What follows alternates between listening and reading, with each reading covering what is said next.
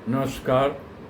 वैदेही शरण ज्ञान दर्पण चैनल पर आप सब लोगों का हार्दिक स्वागत करते हैं। भाइयों, आज का विषय महान साधक बामा छेपा जी के शेष जिंदगी के संबंध में है। छेपा के 18 वर्ष की आयु में इनके पिता का देहांत हो गया था। मूर्ति पूजा में इन्हें खुशी मिलती थी।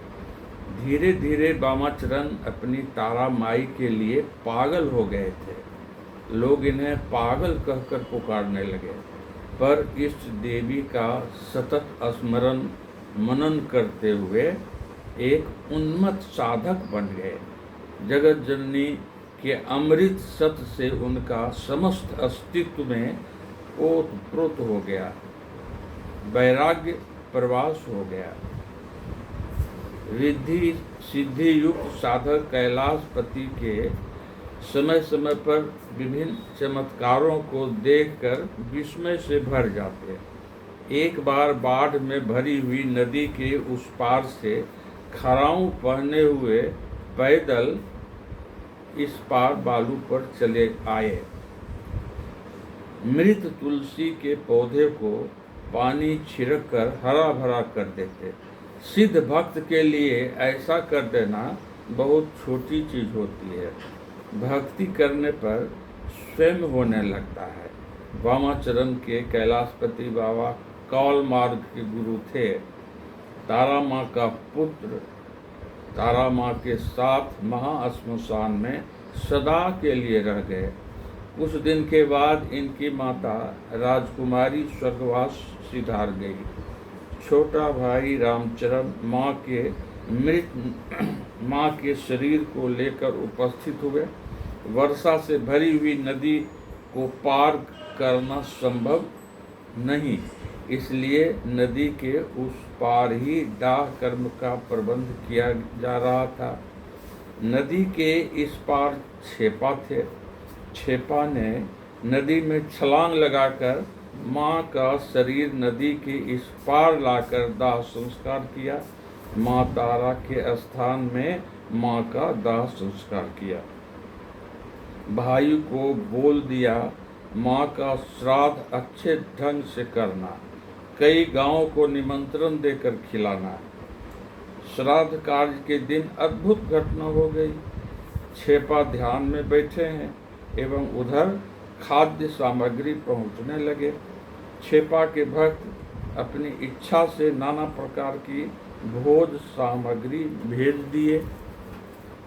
भोज के समय वर्षा के बादल आकाश में भर गए।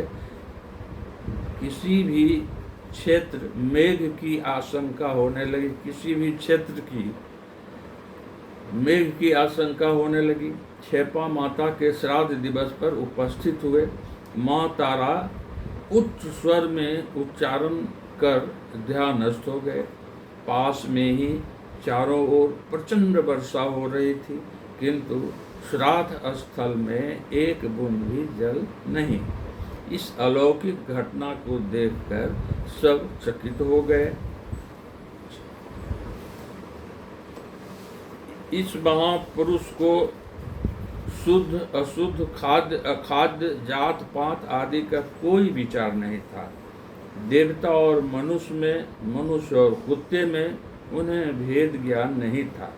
उनकी परम सत्ता एक परम अखंड चेतना में एकाकार हो गई थी। वचन सिद्ध महापुरुष के चरण में बैठकर न मालूम कितने माताओं ने अपने मृत पुत्रों को पुनः प्राप्त किया।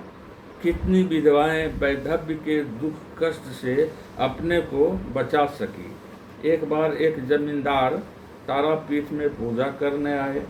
पूजा खूब धूमधाम से हो रही थी। द्वारका नदी में स्नान करके तट पर खड़े होकर जप कर रहे थे। छेपा उस समय जल में प्रवेश कर रहे थे। जप में निरत उस सज्जन पर उनकी दृष्टि गई। वह अपनी हंसी रोक नहीं सके। तंग करने के लिए बार बार नदी का जल उन पर छिड़कने लगे।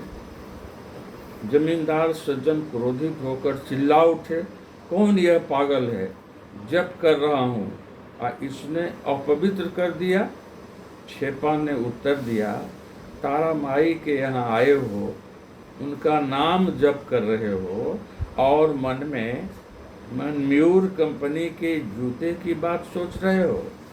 जमींदार सज्जन चौंक उठे। सचमुच बात ऐसी ही थी।